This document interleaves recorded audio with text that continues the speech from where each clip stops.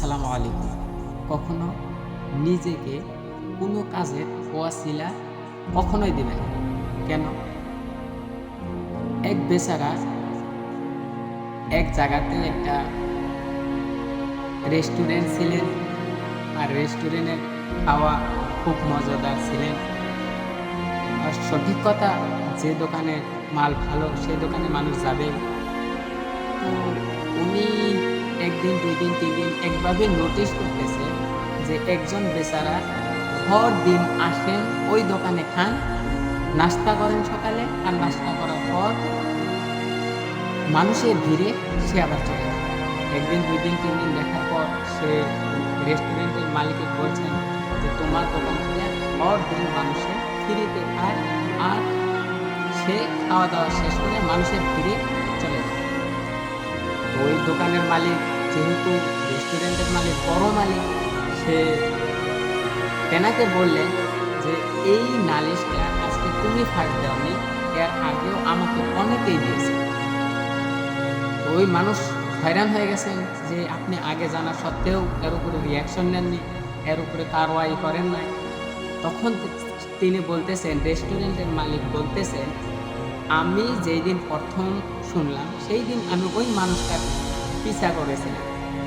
আর পিছা করতে, করতে গিয়ে দেখি আমাদের এই পাশেই যে বাস স্ট্যান্ড আছে, সে সেখানে ভিক্ষুক, অর্থাৎ ভিক্ষা করে সেখানে।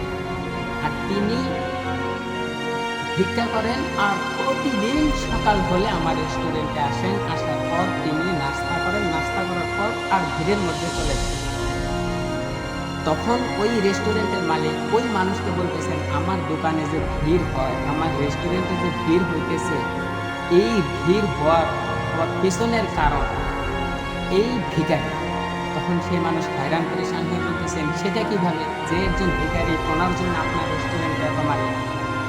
তখন সেই রেস্টুরেন্টের মালিক বলতেছেন, "ওই মানুষ সকালে নাস্তা করে, নাস্তা করার পর মানুষের ভিড়ে যখন বাইরে চলে যান, যাওয়ার পর সেই রেস্টুরেন্টের বাহির থেকে দোয়া করেন, আল্লাহর কাছে দোয়া করেন, হে আল্লাহ, এই রেস্টুরেন্টের মধ্যে তুমি অনেক মানুষ দাও, যাতে করে আমি এই রেস্টুরেন্টে আসি, আসার পর মানুষের ভিড়ে খাওয়া-দাওয়া করি, আর খাওয়া-দাওয়া করার পর মানুষের ভিড়ে আমি চলে যেতে পারি, যাতে আমি না ধরা পড়ি।"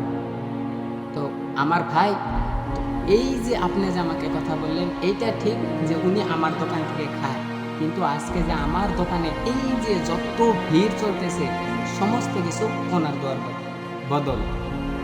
উনি দোয়া করেন, তাই তো আল্লাহ তাআলা আমার দোকানে এত ভিড় দেন।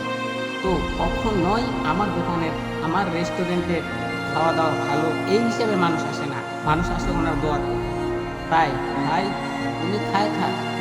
কোনো সময় ভালো কাজের ওয়াসিলা নিজেকে না দেন, নিজেকে বড় না বানান। ভাই, ভিডিও ভালো লাগলে শেয়ার করুন, ভিডিওতে লাইক, কমেন্ট করুন। আর আপনি কি বলেন? এই কাহিনীর পেছনে, এই গল্পের পেছনে আপনি কি বলেন? আপনার মতামত আপনার কাছে কমেন্ট বক্সে